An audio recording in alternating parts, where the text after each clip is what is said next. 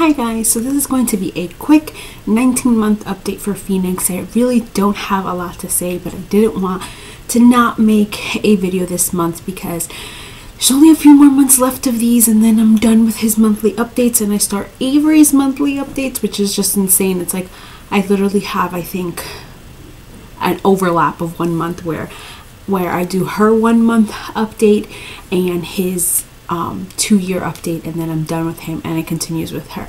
So for another whole year I'll be doing these updates with Avery, and I'll probably do his every 6 months, which I've said before. Anyway, let's get right into it. He has been picking up on his letters a lot this month.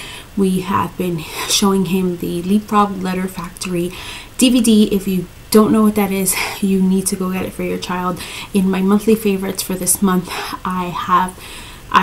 it's one of my favorites if you want to see exactly how it looks, but I think it is a very good learning DVD. I've cut out all of Mickey and all of other cartoons, and I've just stuck with learning DVDs only twice, sometimes 3 times a day, depending how our day goes.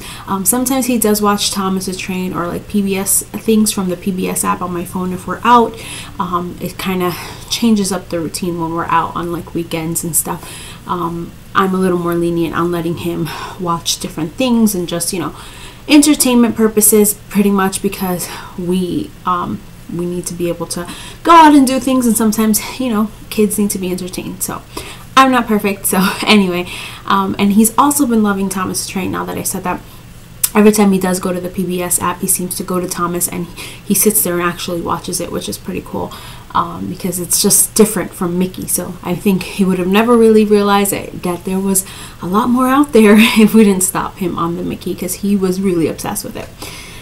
So yeah, so he knows about half of his letters. He knows the sounds of, and then some of them he knows the actual like A, or if he doesn't know it, the sound. If he doesn't know the name of the letter, he knows the sound. So like for A, he says A. For C, he says K. For D, he says D. You know, E, he says E. So some of them he knows the letter, and some of them he knows the sound. And that was solely because of the DVD. And then now I have started to reinforce it throughout the day. Like I have a bag of letters and he just sits there and goes through them, and every day I'm surprised at a different one he knew that he didn't know the day before. So I'm really happy about that. We've totally taken him out of the bottle. I know this is so old and it should have been done such a long time ago, but we weren't ready, and he definitely was. So now all he drinks from is a straw cup or a regular open cup, which we're still training him on. He doesn't like know that perfect. We're in the beginning stages of training him to drink from just a regular open cup or straw cups. That's it. None of the sippy or anything that he has to tilt back, nothing like that. His nighttime routine, we've changed a bit. So now he has a bath every other night for the most part. Sometimes I do it every night, but for the most part it's every other night. But it starts with the bath, and then we will he'll drink his milk from the straw cup while we're reading books and kind of winding down, and then after that I will go brush his teeth, and then we will lay him in his crib. And he does cry for about every day. It gets less and less. So he just doesn't like being left in there, and he's like, oh, you guys are gonna leave me. But I swear by the time I get to my room, turn on the monitor, and the crying is just like down. So I think it's just the first initial like, oh, I don't want to be in here type thing, and then the sleepiness takes over and he just rolls around and does his thing and falls asleep. Half hour tops. There's days that he's up for a while just rolling around and I think he's asleep, and I look and I'm like, oh, you're still up. But he stays in there and entertained, and in the morning the same thing. He just stays in there until I'm ready to take him out. So sleep has been going good, which I'm so happy of. I thought that the change was going to really put him off track, and with the baby coming, his sleep schedule at night is what is going to be my saving grace, because it's going to be the only time that I really know, okay, he's going to be asleep till morning. I don't have to worry about it, you know, except for certain occasions if he's sick or something, which, knock on wood, has never happened. So that's going to be my saving grace, because at least he'll be asleep and I'll just have the baby to deal with at night, and I can depend on him being asleep. So we've come a long way on his sleeping journey, so I am very happy with how it is, and I think that this is this is it. The next transition is his toddler bed, which I don't think we're going to be doing before the baby comes. At one point I really wanted to do it before the baby came because I wanted to just use the crib for the baby, but in all honesty, the baby does not use the crib for a few months. Phoenix didn't have a crib. We didn't even buy a full crib for a while, and we do have a porta crib. So the porta crib, the baby could use the porta crib. So it's not like we don't have anything for the baby. So we're going to leave him in his crib unless from here till the baby comes he shows signs of being ready for a toddler bed. But as of right now, I personally don't think he's ready. Because I just think it's going to be harder to contain him, and we put him in the crib and then he'll get out. If we put him in a bed, he gets out and all that. And I'm sure I've seen a lot of YouTube moms and the transition goes so smoothly, so it gives me hope. But for right now, I'm just going to leave it as long as possible, and when he starts showing the signs of being ready or jumping out of his crib where we have to do it, then we'll do it. So I'm not even going to think about it until he shows that, because we have a lot of other resources for the baby. But we will be buying him a bed, and the crib will be for the baby. I think we're going to probably go to a regular twin size bed, because I don't want to waste the money on a toddler bed to then go to a full bed, even though then the toddler bed will be Avery's. But I don't want to go through all that. But anyway, that's a whole other story.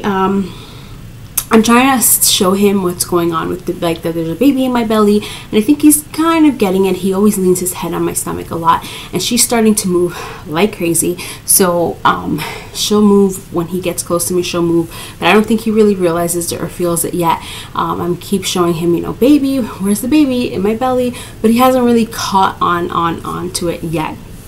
He's starting to speak a little more and catch up to speaking. He is definitely not at the level where a lot of 18-month-olds are in speaking, but he definitely understands and gets his point across. So we're working on that and really trying to get him to communicate to me what he wants, because I have the tendency to just give him what he wants. He, gestures something. I just, as a mother, you just know what your child wants. So I have the tendency to just give it to him without, asking him to ask me or anything like that. So we're working on that, and it's going really good. He just needed a little prompt, and he's really going strong.